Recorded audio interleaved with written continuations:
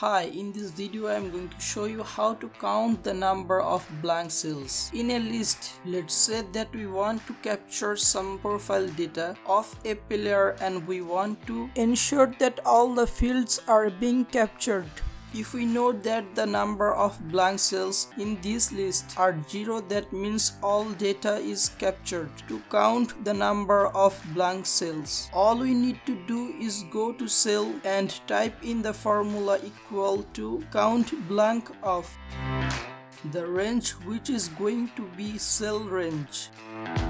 Just close the brackets and press enter. This shows that 3 cells are blank. That means 3 data items are missing. So as we fill in the data,